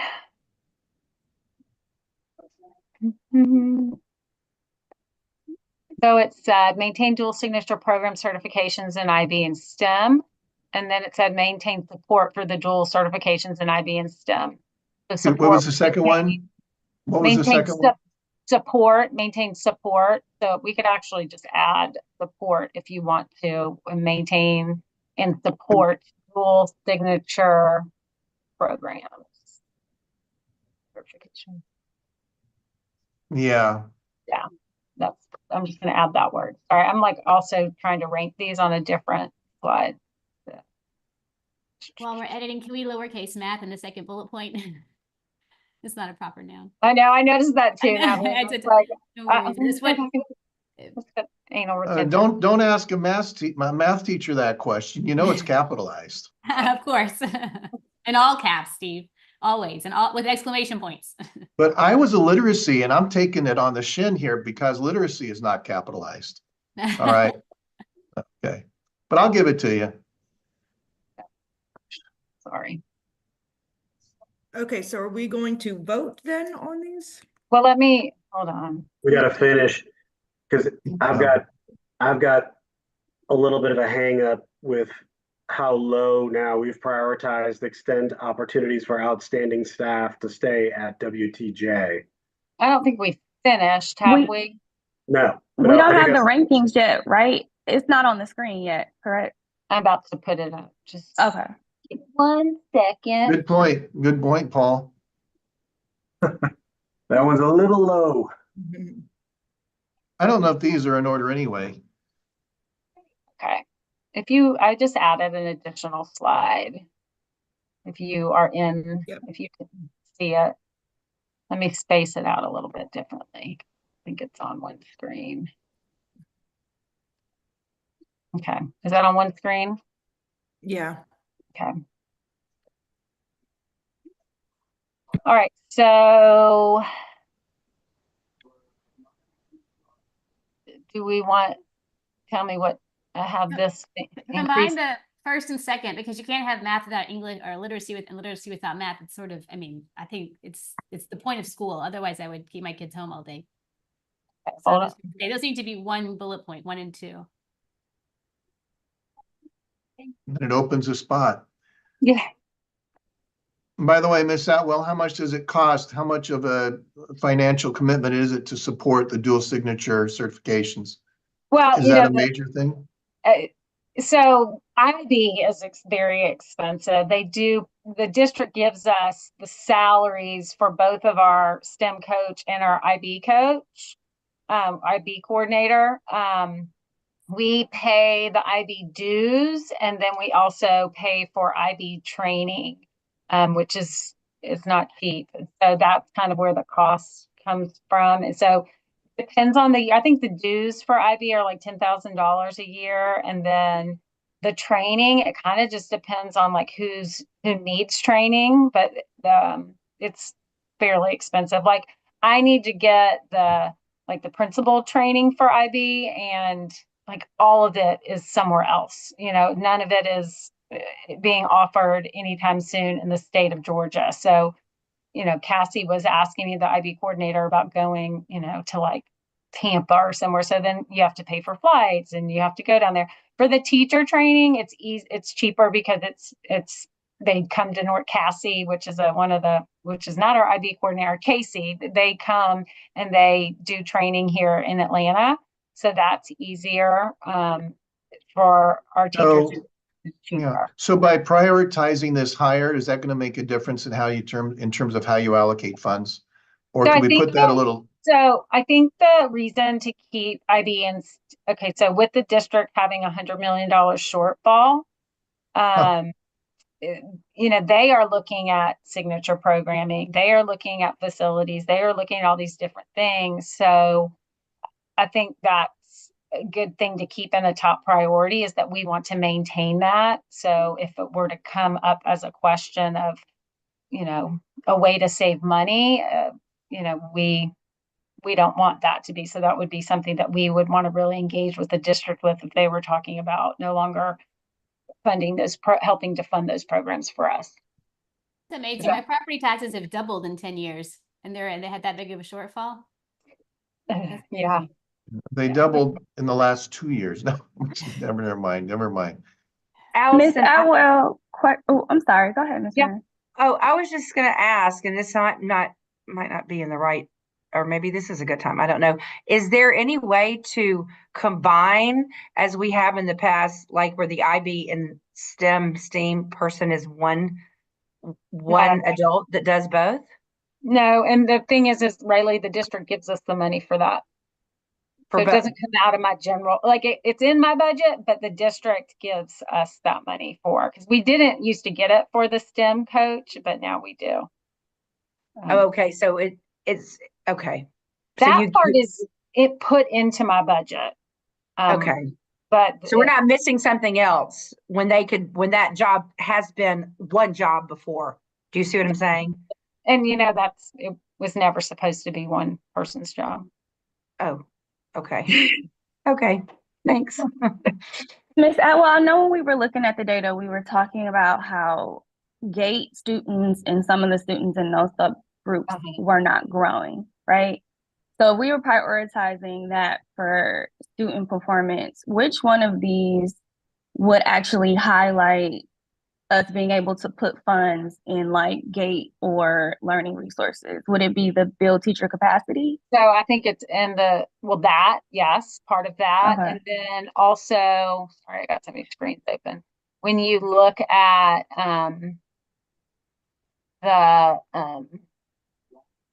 it's in the strategies. There's some things listed like in that fostering academic school strategies. There's something in there about integrating subjects across the curriculum to provide cohesive and meaningful learning experiences with collaboration from STEAM, IB, and gifted. So on this list that we have right now, which number is it ranked? The things that will hit that. So those are different than the priorities. So those priorities come under fostering academic excellence for all. So those first 3 or 2 that we have up there. Okay, maybe I'm reading it wrong, like how to read the priorities based off. It's just not explicit, and maybe it doesn't need to be explicit to make its way into the budget. No. Okay. We don't want to overlook it, to Lauren's point. Yeah. So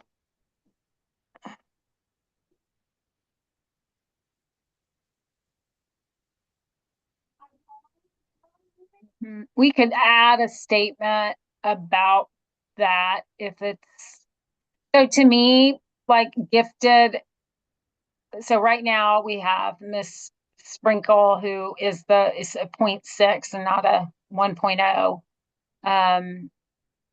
But we could put something in here in terms of a priority that uses gifted, and I would put that as the 5th. If we're going to put that in the priority, I would rank it 5th. Could you put it in the second one? I mean, is that going to be too convoluted? Maintain and support dual signature programs and GATE? I mean, I don't think that would fit because it's not a dual signature program. Right. So dual signature program, comma, certificates in IB and STEM, comma, and GATE. So it's like dual signature and GATE. No, because GATE is like a state funded program. So we're going to always have GATE. It's not going to go away. So we'd have to phrase it differently. But isn't IB and STEM comes from the city and GATE comes from the state? IB is like in STEM or something special that we have chosen to do, and to do the work and the teaching to be certified in both. So gifted is something that students qualify for, and then we get FTE money for based on every student. So I'm saying the source of the funds for IB and STEM is the district, and then GATE is from the state. Is that my understanding that? Yeah, I mean, yes. Okay. From FTE. Miss Atwell and Paul, you're there as the chair. Unfortunately, I'm going to have to depart this conversation for another meeting, but I will say that I'm very happy with the top 4. I do think there's value to moving what you have listed there as 5 up to where it says enhance the student SEL, but I would move 5 up. I don't know what the last sentence is there about, but if this is where we were and we ended up, I'd be happy with this, but I've got to get in another work call, and I apologize for that. Thanks, Steve. Okay, and so So PBIS is Positive Behavior Intervention System. So it's something that we started last year trying to get PBIS certified, and we're still working on that, get certified through the state.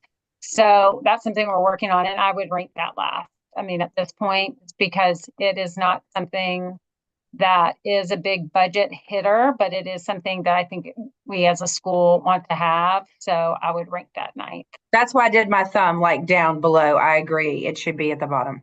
Mhm. I'm not a big fan, but okay, I'm gonna be quiet. You love class dojo.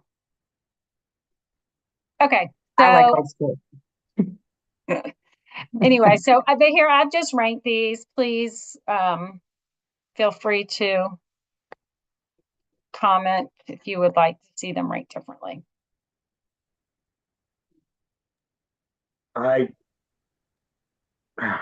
Yeah, number 8 needs to go up. Yeah, number 8 needs to go up. Yeah, having been a manager for so long of people, and I subscribe to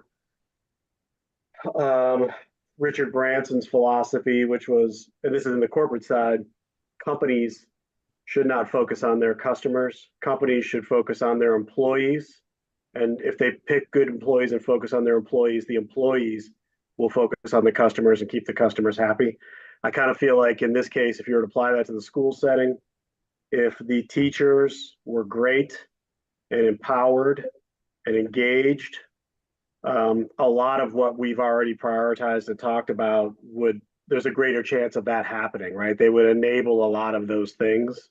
So I'll always be a teacher advocate above anything else, because everything else then just tends to fall into place.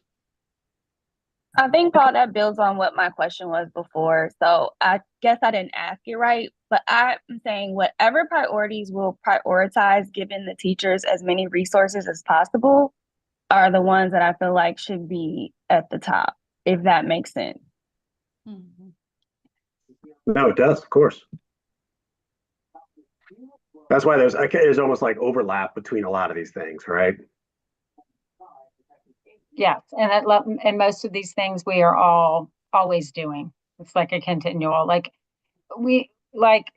can't remember who was saying it when we were talking about family engagement. We don't have glaring needs, really. We just have things that we can constantly be growing and improving on. We're fortunate in that respect. I mean, we have an attendance goal of 90.3 to 92.3. That's, some schools are looking at attendance at 70%. So we're very fortunate. So I feel confident that all of these, with the budget I think we'll get in January, we will be able to make all of these priorities happen and be able to do work around them. In order to move this conversation forward,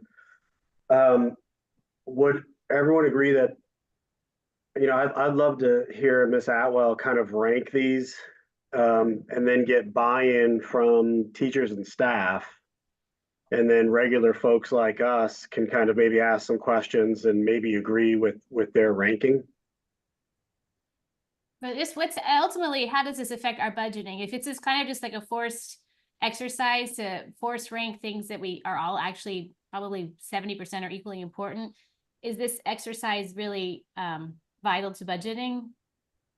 So I think we should go ahead and just rank them and vote on it. That would be my rank. Go ahead and vote on both the strategic plan and the strategic priorities. I am happy to take what we do back to our staff, and if they have any problem with the way things are ranked or any feedback, then I can bring that back at the next meeting. And we can I meant the teachers and staff that are here on the Go team, like right now. I didn't mean like you going off and trying to get consensus.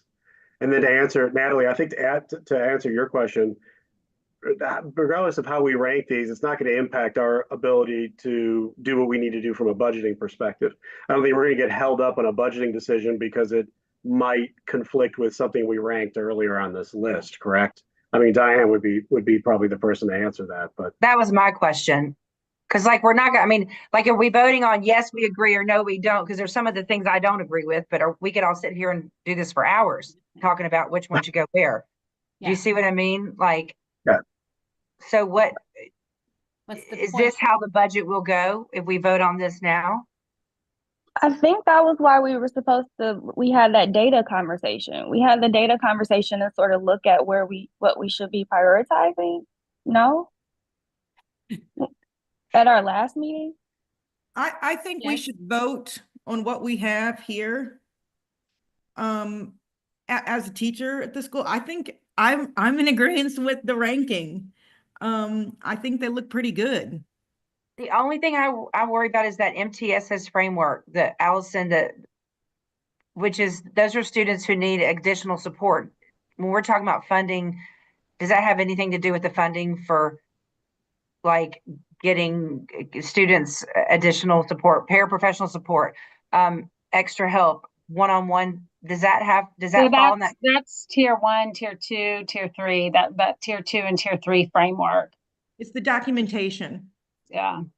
Oh, so it's not the, It's Okay. it's kind of, yeah, it's more about making sure that we're using that to support the students in academic or behavioral.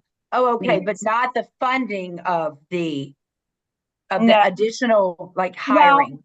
No, we're not gonna, it wouldn't be like to hire additional, but we just want to maintain an MTSS. Oh, okay, I'll be quiet, sorry. So that's where that, like, so you put these statements and what that is meaning, like MTSS, that's important to us. Well, we need to make sure we have staff for that. It wouldn't be to like spend, unless necessary. There aren't a lot of additional costs to that. It's just maintaining that person who does that job.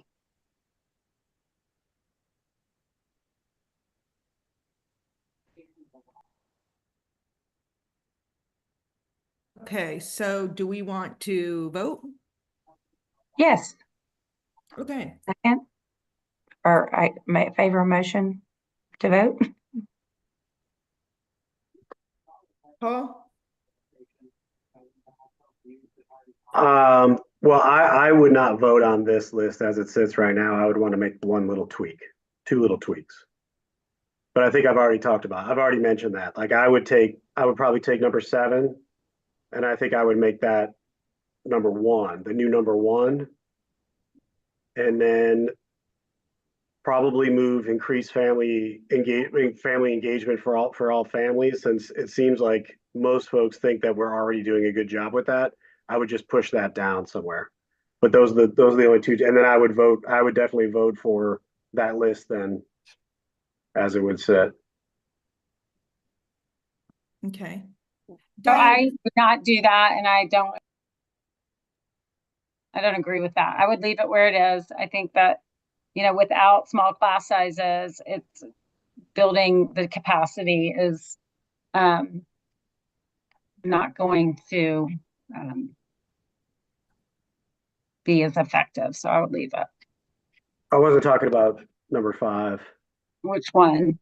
Oh, number 7, extend opportunities for outstanding staff to stay at Yeah, W2. that one too. Like we've got to have like small class sizes, because extend those opportunities if you've got, if you're at the max of 26 first graders in a class.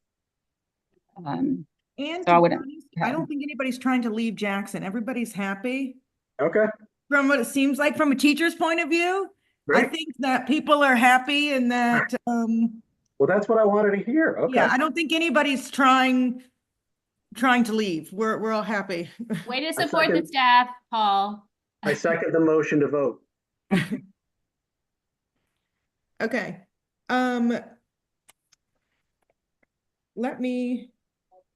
Is there anyone who is not? Well, wait, didn't Diane say we need to vote on strategic Oh, sorry. plan changes and then vote on the priorities? I believe that was the order she said. Okay.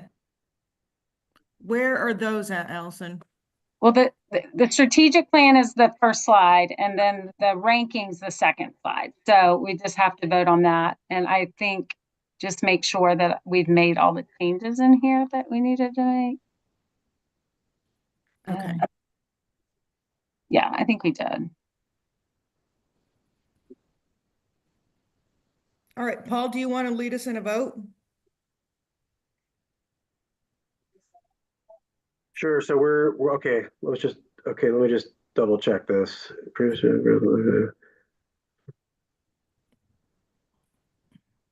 And just to confirm the, because, you know, as an elected representative, I had a lunch with some people yesterday and I said, I'm having a meeting tomorrow. So what are your concerns? And it was that identification of children in the younger years, first grade, who might be having some learning issues that may not be getting caught, and then having the resources to meet them. Parents are thinking that if they're hearing that 20% achievement on MAPS is okay and is fine, it's not warranting special attention. So where would that really fall? You mentioned it before, Allison, is coming just so that they feel like that is, you know, that they're. Which one are you talking about? Are you talking about school strategies? I'm asking where in this, if a parent is looking for our handling or, you know, this situation for them, this concern that they have that kids are not going to necessarily screened properly or noticed properly if they have trying to catch an early learning disability like dyslexia, and if they do, that they have the resources. That's in the MTSS framework to provide supports based on student needs in academic or behavioral. But let's maybe explain that, because the average person has no idea what MTSS. But this isn't where you would explain that in there. Okay, well, okay. So that wouldn't, But just so that a parent feels like it has been acknowledged and handled by the school board, that it is on the radar screen.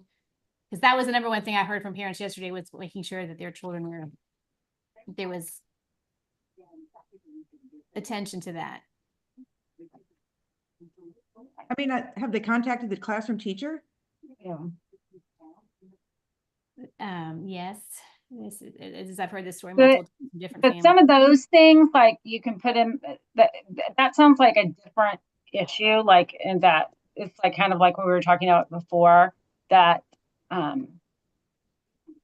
they should contact me. There's an issue like that. Okay, thank you. I mean, I can put in here.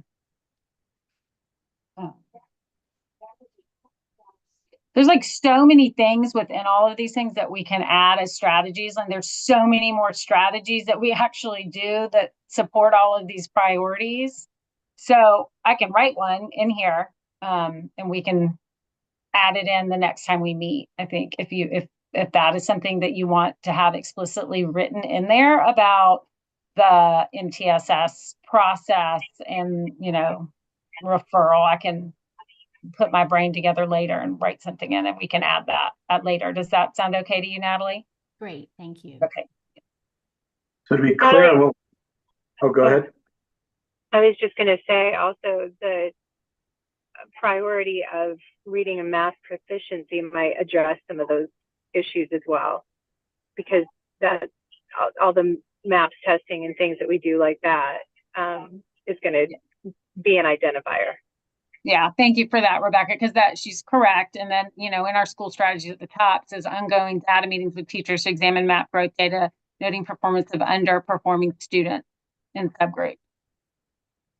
So, I think the issue was the parents were holding a certain standard, and this person was saying that is somebody has to be in that percentile, and the parent was like, "Oh, okay, well, I don't want my kid in that percentile." And then trying to like sort of fighting for resources, but I will let them contact you directly. yeah. Okay. Yeah, I'd love to hear more about that. Yeah, for Thank sure. you. So to be clear on what we're voting on here, so these school strategic priorities, as they sit on the slide right now, they are not in the same order. So they haven't been ranked, right? They don't need to be in a particular rank yet. No, they're on the next slide ranked. So we'll note that in the minutes. Okay. So all we're voting on right now is the inventory of these strategic priorities and not in any kind of ranked order. Okay. So this is We are voting on the changes to this strategic plan that we've updated. And correct. then we'll vote on the priorities, and the priorities will live in the minute. And then the strategic plan will sit as it is now. I'll take the yellow off of it, obviously. But there is another vote then for ranking them, correct? Yes. Okay. Seems a little redundant. Seems like we could, okay, but maybe that makes it a little bit easier. Okay. Do we have a movement, or does anyone move to vote on the school strategic priorities as they are presented on this slide? I move. Second, Who was the second? Rayleigh. Rayleigh was the second. Okay. Is anyone voting against this list? So it's safe to say that it is a unanimous vote that we will accept the school strategic priorities as they are presented on this slide right now. All right. Vote completed. Easy for Tangi. Sorry, I just want to ask one thing, just so I can hear it and note it. All in favor, please say A, so I can record it. Hey. Aye. Okay. All opposed, please say nay. Okay, thank you. All right, so the next one, Paul, is that. There we go. Does anyone move to vote on this ranked list of strategic priorities?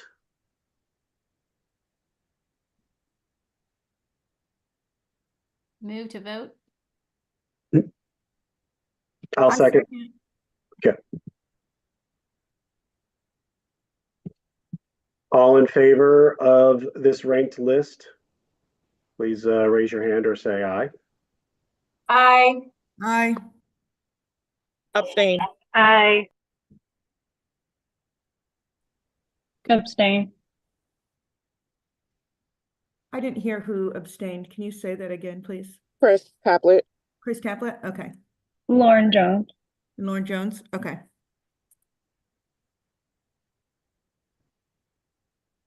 Thank you. So how many ayes do we have? 1, 2, 3, 4.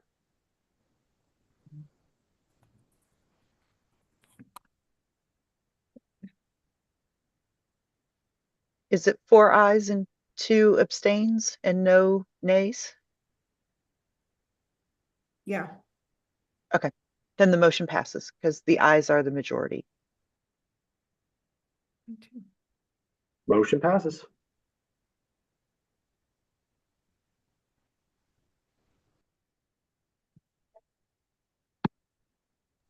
Okay, so our next item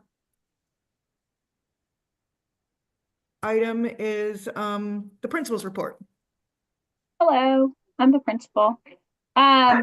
We construction is still not quite wrapped up, but it should be soon. The kitchen is basically finished, and we've passed some inspections, but are just trying to finally get everything passed. I think the health inspection is sometime this week, but we're doing well.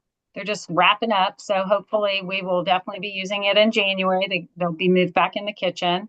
And then AP selection process, we will have the in-person panel interview on Monday. We'll have those.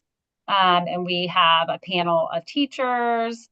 Lauren Jones is on it, and myself and Dr. Austin. And so we will do those on Monday. And so hopefully we will have an assistant principal named sometime next week. And then I was not in the cluster advisory meeting because I had to go to, I was in a bit of it, but then I left. So Chris, were you in that meeting? Sorry, I was trying to unmute. No, unfortunately, I was in flight, which should finally be dying down after last week, finally. Okay. All right. So I that is can, all. Yep. if Go you'd ahead. like Principal Atwell, I can give a really quick overview. That'd be of, great, Diane. Yeah. So there were a couple of presentations. One was around facilities. One was, I want to say one was, I can't remember what the second one was, but the biggest presentation was around the budget. And if you watch the board budget committee meeting and or the BFAC meetings, Dr. Bracken, that's the district's chief financial officer, took the members who were on the call through an exercise about a tale of two schools. As Principal Atwell has mentioned, the district is facing an over $100 million deficit. And so Dr. Bracken kind of did an example of how with a school budget, how choices can impact how you can make choices with your budget, right? So the example she gave with the school is, and this is just a high level overview. In one scenario, the Go team and the school decided to have class sizes of about 18, which meant then they didn't have other things. Where in the other scenario, the school had class sizes of 25, 26, which freed up funds for additional staff. So walking through what that might look like as you start talking about your budgets in January. So I highly recommend watching either of those videos to kind of get a feel for what was. You can also watch the cluster advisory team meeting recordings because those are also up. So I hope that helps. Diane, I was looking for that video. Can you help me find it or direct me, sorry, to where I can find it? Sure, I'll be happy to.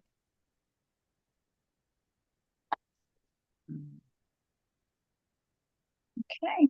Thank Thank you you. very much, Diane. I appreciate that. Mhm. Yeah, for all of you, like I recommend tuning into board meetings because of that shortfall, there are going to be lots of conversations, and in the board docs, there is a budget document that's interesting, a facilities document that's interesting to look at. So, and they are going to engage communities as they look at how they are going to try to make up the difference for that shortfall. So that, we will definitely be hearing more about that in the second semester as the district, looks at what they are going to do and talking to communities. And then I think the plan for like facilities decisions would be in the first semester of next school year. They would kind of propose some changes and then vote on that in the December of 2025 board meeting. So lots to stay tuned into in the next year. Was there like a high level driver for those shortfalls if property values are up and actually there's fewer kids in school than there were like post 2007? Everybody had fewer kids. Is there? A couple of them. The state has been pushing more costs around teacher retirement and insurance also down to the districts from the state level. There, like you said, there's decreased enrollment. There's also been in the past few years quite a few property tax bills that have gone through the state legislature and then been passed down to county commissions and city councils, that kind of thing, that have capped some of that. So there are a lot of factors involved in that. And then, of course, again, some local decisions, giving not when you give raises, not like 90% of the budget is people. And that includes the people in our buildings. So Dr. Bracken, if you go watch some of those board budget commission meetings, she goes through staffing in both schools and at the central office. And then she also breaks it down by each school in terms of like how many students and what the per pupil allocation based off how the building's staffed. So she also does a comparative to other districts and how we compare to them in terms of. So. Yeah. I also, like in the NAPS meeting, they talked about the budget, and Briscoe Brown got up and talked about some of the other things that have contributed to it, which, there's a teacher retirement thing that they are still paying, I think from the maybe 70s or 80s. That's good, very big chunk of money that they are trying to make sure that they pay. So there's a lot of different factors, but definitely I think the district is doing a lot of work around it. And I think that Dr. Johnson has, I I've been impressed with his kind of handle on it all. And I think Lisa Bracken is great as well. So hopefully we won't feel it as much as we are afraid we will. And I'm going to put in my little plug here. We have rescheduled our G3 Summit. The G3 stands for Go, Grow, Govern. All Go team members are invited. If you are a Go team member, you are invited. It is on Saturday, January 11th from 8:30 to 2:30 at Tuskegee Airmen Global Academy. All Go team members are invited, but we do encourage each team to identify at least 3 people to attend. And right now, I promise you, we're going to have something around the budget. I don't know exactly what that's going to look like because right now there are a lot of moving factors. So we're working with finance to see what all that looks like. But I hope that you can attend. And, as always, the Go Team office is here to answer any questions and try to make sure that you all are comfortable and empowered in your position of governance. So if there's something that you need more explanation on, if you just want to run some ideas by us or have a thought partner, feel free to reach out. And that goes for all Go team members. I think our principals know this. I think Principal Atwell knows that, but we're here to help you do this job and do it really well. Thank you. Okay, are there any announcements? Oh, I do have one more announcement. If you haven't done your live portion of your new member orientation, we do have a number of opportunities between now and January 11th, including one this Saturday morning and one on Monday evening between 5:30 and 7:30, trying to help since we have 700 volunteers, we just try to make sure that we can accommodate people as best as possible. Thanks, Diane.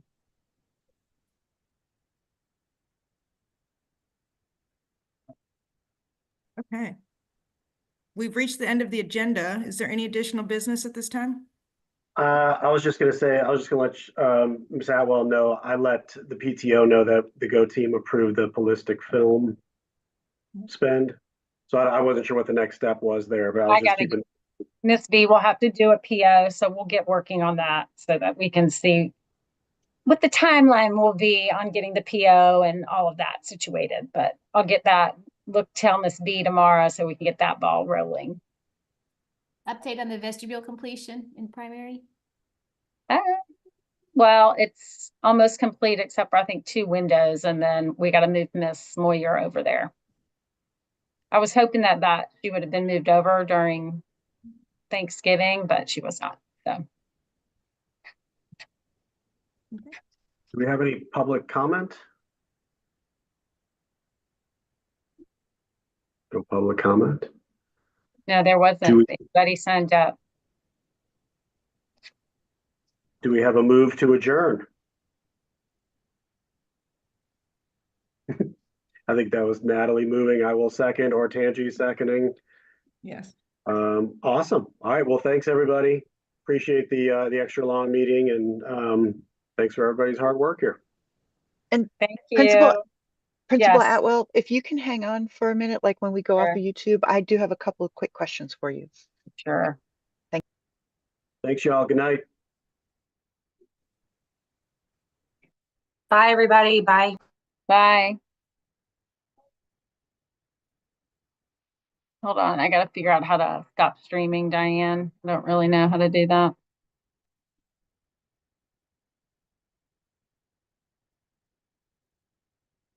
Why don't we just exit out and then